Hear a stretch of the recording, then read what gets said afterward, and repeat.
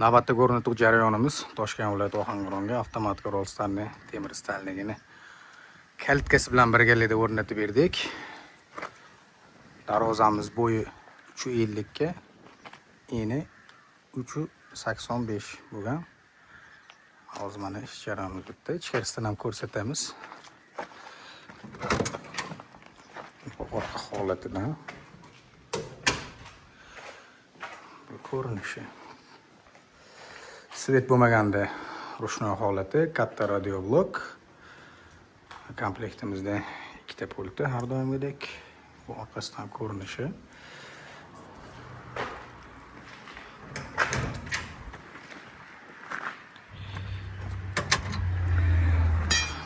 Ma'lumot o'rnida aytib o'tamiz. Darvozamizni narxiga keladigan bo'lsa, kvadrat $90 dan $140 gacha bo'ladi.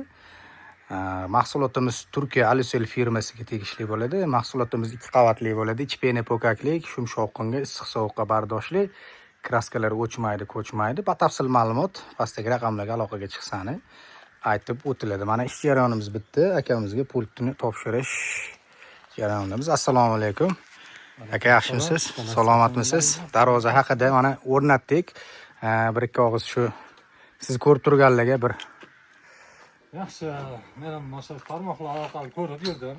Avtomatik darvozalarni keyin tarmoqqa telefon qildim bolalarga. Yaxshi, ishlari zo'r, sifatli. pultni topshiramiz aka.